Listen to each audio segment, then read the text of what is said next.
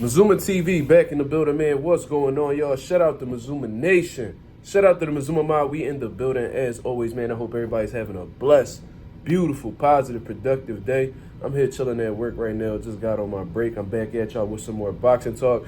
I think we probably like 10, 11 more subscribers away from 1,700, man. Shout out to the nation. Shout out to the mob for making this possible. All right, y'all, I'm back at y'all with this boxing talk, man, about to address the whole situation that's going on with Canelo Alvarez and PBC. According to Michael Benson and several other sources, they have been coming out and saying that PBC and Canelo Alvarez have agreed to mutually part ways after they had came together to do a 3-fight deal not too long ago. Canelo Alvarez was only one fight in, you know what I mean, defeating Jermell Charlo in his previous bout, and he was looking to have Jermall Charlo as the next possible opponent, but things seemed to go left from there, man. I thought PBC had reached out to Canelo Alvarez and said, "Yeah, we'll give you, we could guarantee you a purse of $35 million. However, we won't be able to give you that for Jermall Charlo."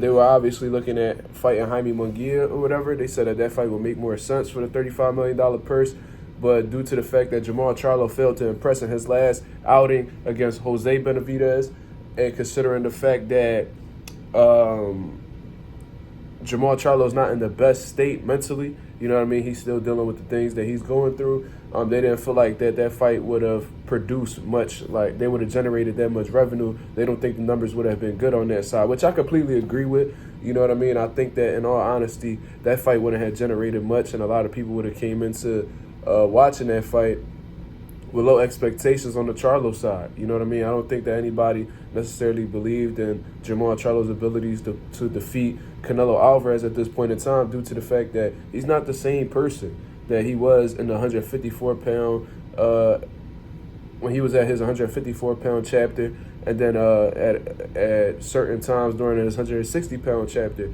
Ever since the Montiel fight, Jermall Charlo has pretty much been off the radar. You know what I mean? Dealing with the things that he's dealing with outside of the ring and stuff like that. So regardless, man, I'm not trying to get sidetracked or anything. The reality of the situation is PBC and Canelo Alvarez have agreed to part ways, according to these reports. You know what I mean? I haven't heard anything from Canelo Alvarez or what's his next move, but apparently from a few other sources that I've been reading up on, a few more other boxing sources, they're pretty much saying that Canelo Alvarez's next fight will be against Jaime Munguia on May 4th. You know what I mean? Now, is it a solid fight? Yeah, it's a solid fight. But I think the most demanded fight that Canelo Alvarez can have at this point in time is obviously against David Benavidez. I've been saying this time and time again, and I think that there's not many people who could disagree with that situation. But for some reason, man, they weren't able to get that fight going. You know what I mean? Somehow in Canelo Alvarez's head, he felt like the Jermell Charlo fight was a better fight to make than David Benavidez. He thought the John Ryder fight was better to make than David Benavidez. He thought that whole UK lineup he had ran through previously made more sense than David Benavidez. And it's clear that Canelo Alvarez is going to do whatever he wants at the end of the day. He moves to the beat. He moves to the beat of his own drum. He moves however he wants, and he doesn't have anybody tell him what to do. You know what I mean? The only person that he seems to really trust, in all honesty, is Eddie Reynoso. You see what I'm saying? And Eddie Reynoso told you off for the rip exactly what they wanted to do. They said after that they get past Jermell Charlo, they was going to go after his brother, Jermall. And it seemed like Canelo Alvarez was pretty much hell-bent on fighting Jermall Charlo. Not only fighting Jermall Charlo, but fighting for a substantial amount of money, which didn't really make sense. You're asking for, I don't know exactly what the price is, you know what I mean? I'm not behind the scenes, you know what I mean, going through these calls with these guys, but let's say he wanted $35 million. Let's just say that, $35 million. Maybe that's what he wanted guaranteed. You see what I'm saying? If he wants $35 million to fight Jermall Charlo, that's an unreasonable amount of money, man. In all honesty, bro, I don't know if the networks are going to be able to make their money back on that situation. And I think that's why a lot of these networks have decided to walk away from fights, walk away from the boxing game. You know what I mean? Because these guys are wanting extremely large paydays for fighting guys who I wouldn't say are nobodies, but aren't big fights. You know what I mean? You're requesting $40, $50 million guarantees, $30 million guarantees, and in turn, they're fighting opposition that's not the best, you know what I mean? And they're not generating the biggest numbers. So in turn, these networks aren't making any money, so they pulling their money out of the situation and be like, yo, we're going to take our money elsewhere where it's actually profitable, because at this point in time, boxing's not really getting us anywhere. HBO walked away, Showtime walked away, and it seems like PBC has made some mistakes with the decisions that they made with their money, which is really give it all to Canelo Alvarez, somebody who was never loyal to them. Meanwhile, there's fighters like Earl Spence, who's been loyal to PBC. They struggled, and made us wait years for the Terence Crawford fight. And they act like they didn't want to do business with Terence Crawford. Gervonta Davis, it seems like they having trouble giving him the paydays that he wants. You know what I mean? Which is why he was venting his frustrations towards Al Heyman, most likely, and things of that nature. So it's kind of fucked up that Canelo Alvarez could just come over, being who he is, you know what I mean? Get these big bags for guys that he doesn't even deserve to be getting these paydays against, like Jermell Charlo, moving him up 2 weight classes, getting these big bags, essentially robbing PBC. You see what I mean? And they're okay with doing it because it's Canelo Alvarez. You know what I mean? Meanwhile, the guys who are actually stars over at PBC, Earl Spence, who's shown to have a good track history with pay-per-views, and Gervonta Davis, who's been doing well with pay-per-views as well, they're struggling to get them the biggest fights. Then on top of that, not trying to pay them the money that they may feel like they deserve. You know what I mean? I think this is why Gervonta Davis has been venting his frustrations on social media lately. That's just my personal opinion. I don't know.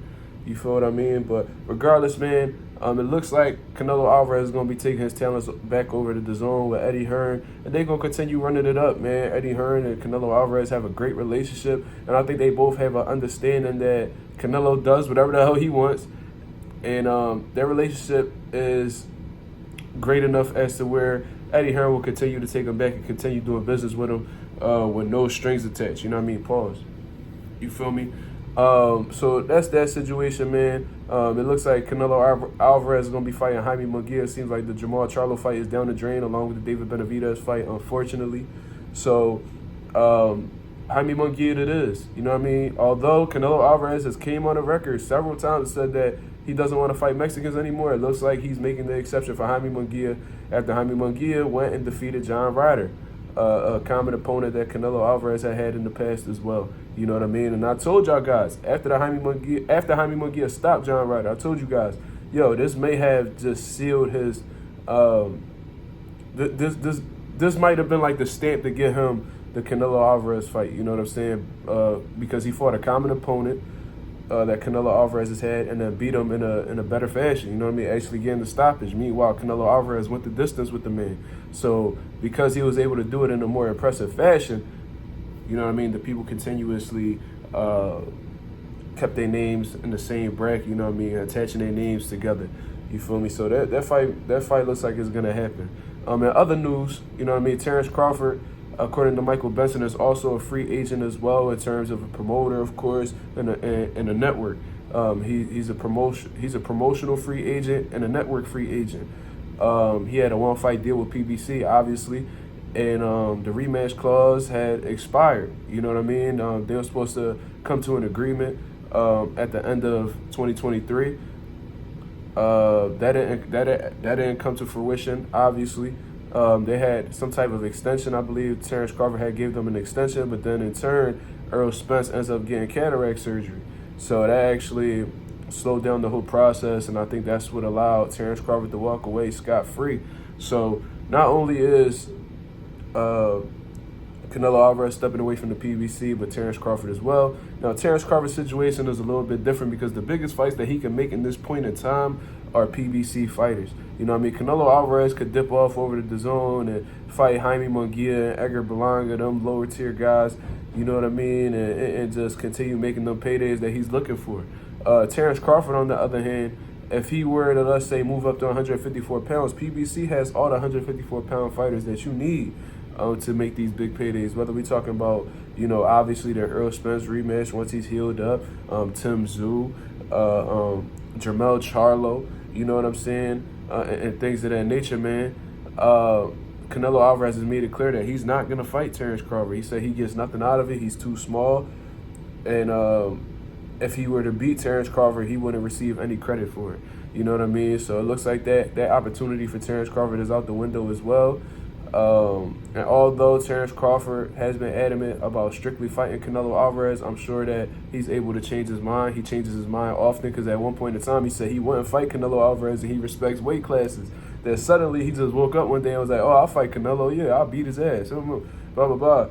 Or I want to take on that challenge. You know what I'm saying? So Terence Crawford's mind seems to change quite frequently. So we're going to have to see exactly what he does. But he could definitely get it popping if he were to stay at 147. PBC has a lot of great 147 talent as well. Whether we're talking about Keith Thurman or most notably probably the most demanding fight at 147 pounds, Jerron Boots Ennis. You know what I mean? Who does business with PBC and Steven Espinoza and shit like that. So that's pretty much the situation that's going on, man. That's my opinion on the whole situation. These are all reports. Obviously, I do not know this for fact. We're going to have to wait until some more information comes out in terms of what Canelo Alvarez is going to do next, or if he's officially split with PBC and things like that. But until then, man, that's my opinion on the situation. Y'all let me know what y'all think. What do y'all want to see Canelo Alvarez do next? Because, you know, although the majority of the fans like myself may want to see Canelo get in the ring with David Benavidez sometime this year, it looks like it's far-fetched at this very moment. You know what I mean? It looks like David Benavidez is going to go up to 175 and explore his options up there. And Canelo's going to continue to do what he do, and that's whatever the fuck he wants. You know what I mean? Let me know what y'all think about Terence Crawford. What his options may be moving forward now that he's a promotional and network free agent. This is Mazuma TV. Thank you very much for tuning in. I appreciate you guys if you've been tuned in this long. We about 11 minutes, 11 and a half minutes in. You know what I mean? So if you rocking right now, still watching, I appreciate it very much. But until then, y'all have a blessed, beautiful day. This is Mazuma TV. I'm out. Peace.